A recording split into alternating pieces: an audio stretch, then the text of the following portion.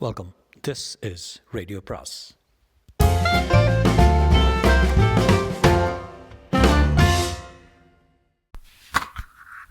அனைவருக்கும் அன்பு வணக்கம். ராஜேஷ்குமாரின் மற்றொரு சிறுகதையின் பெயர் வாழ்ந்து பார்க்க வேண்டும். சாயந்தரம் மணி 6.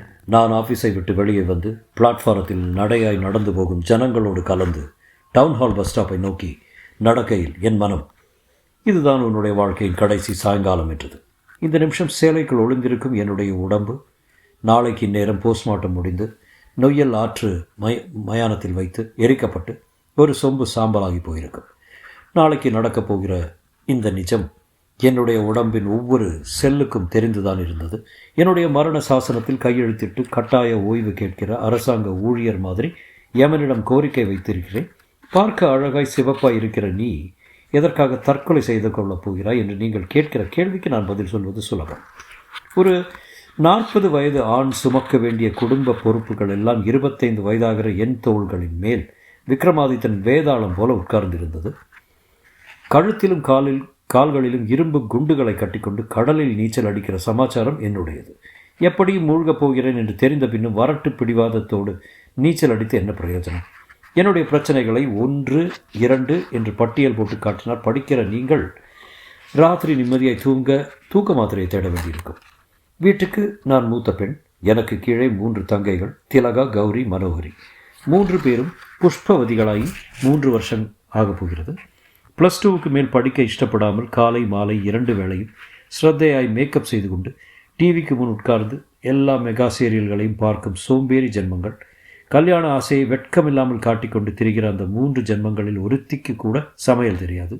5 புள்ளிகள் வைத்து ஒரு கோலம் போட தெரியாது. ஒருத்தி விஜய் ரசிகை, இன்னொருத்தி விக்ரம் ரசிகை, 3வது தங்கை தனுஷ் பைத்தியம்.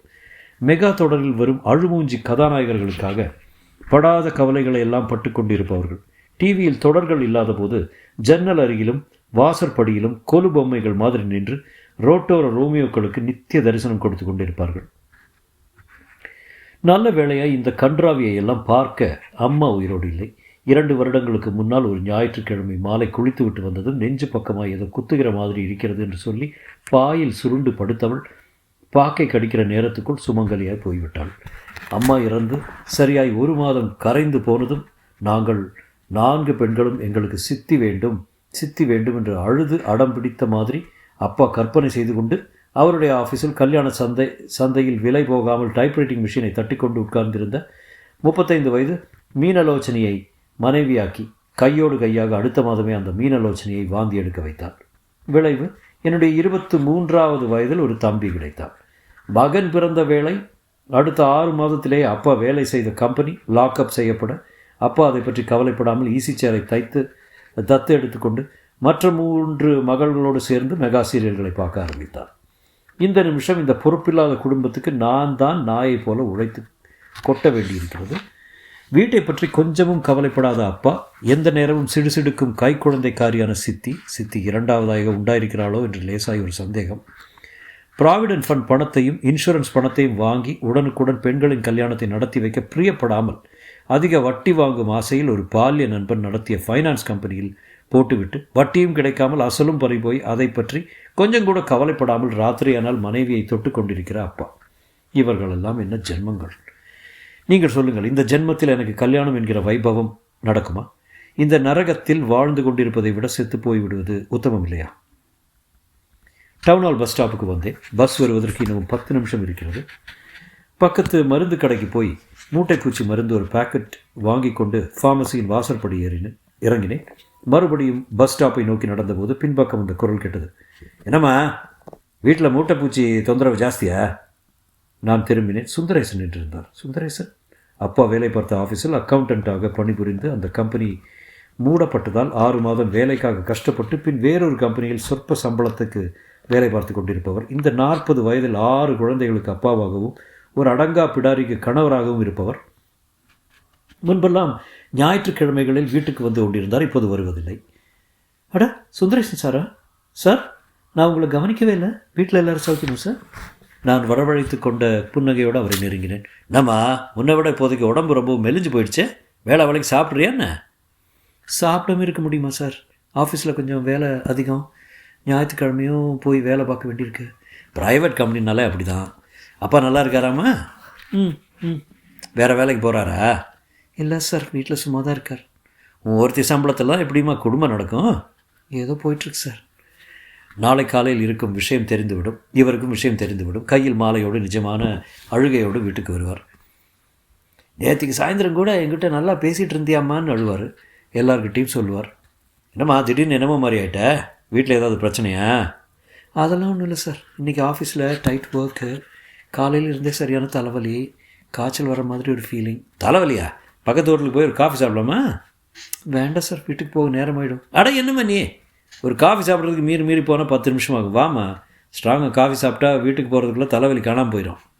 தொடர்ந்து சுந்தரேசன் வற்புறுத்தவே என்னால் மறக்க முடியவில்லை. என் ஆயுளில் கடைசி நாளில் அவர் கையால் காஃபி.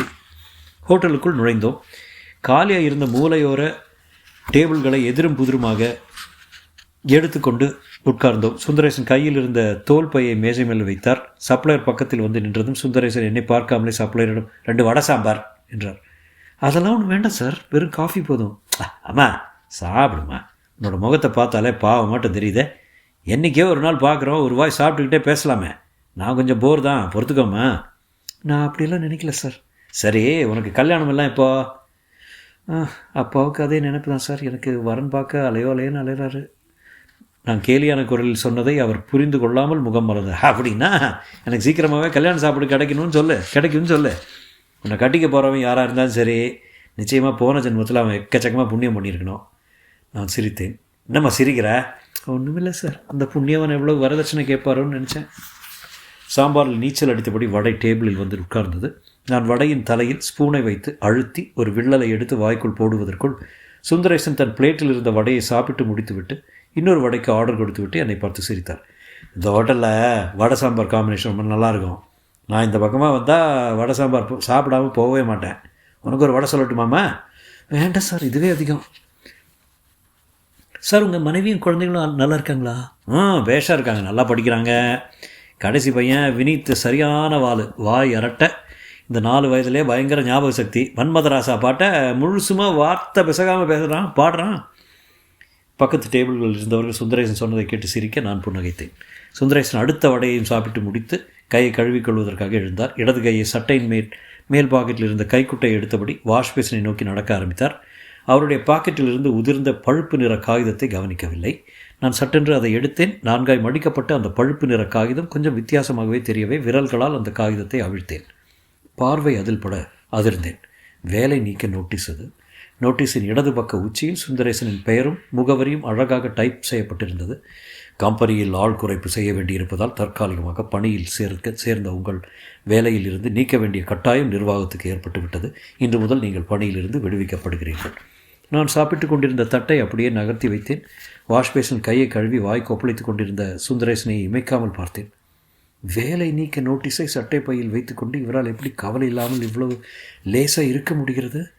சுந்தரேசன் வாயை கர்ச்சீஃபால் ஒத்திக்கொண்டே டேபிளுக்கு வந்தார்.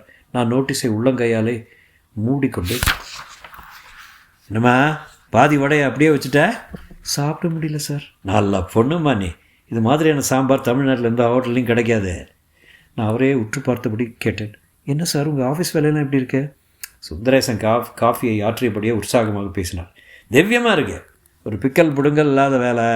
காலையில் 10 மணிக்கு போனோம்னா சாயங்காலம் 5 மணிக்கு வந்தோம்னா ஆயா இருக்குது. நல்ல கம்பெனி. எம்டிக்கு மேலே அலாதி பிரியம்.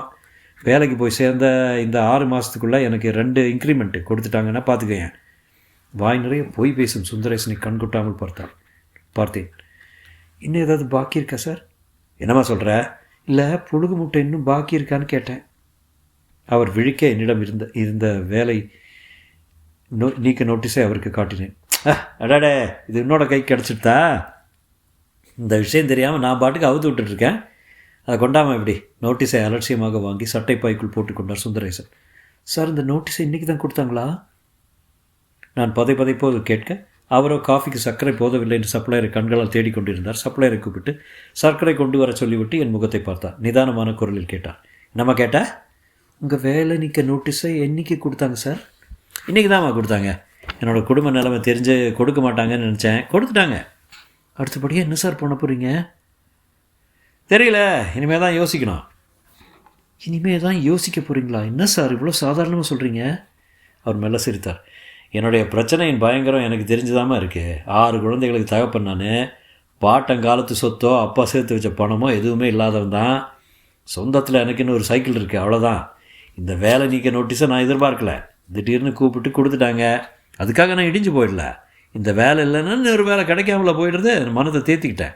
வாழ்க்கையில் நம்ம நோக்கி வர்ற பிரச்சனைகளை பார்த்து நாம் பயந்தால் அது நம்ம பலி வாங்கிடும்.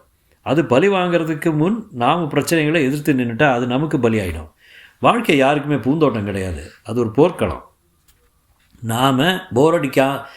நாம் போராடித்தான் ஜெயிக்கணும். நான் சொன்னது சரியாமா? சுந்தரேசன் வார்த்தைகள் என் மனசுக்குள் மத்தாப்பு பொறிகளை போல் விழ எனக்குள் வெளிச்சம் பரவியது. நான் சாகத் துணிந்த ஒரு கேலி கூத்தாய் என் மனசுக்கு பட்டது. நான் வாங்கிய மூட்டைப்பூச்சி மருந்தை நிஜமாகவே மூட்டைப்பூச்சிகளுக்கு உபயோகப்படுத்த முடிவெடுத்தேன். என்னம்மா, நான் கேட்டதுக்கு பதிலே காணோம்? நான் புன்னகையோடு நிமிர்ந்தேன். நீங்கள் சொன்னது கரெக்ட் சார். சப்ளையர் சர்க்கரையோடு எங்களை நெருங்கினார். முற்றும்.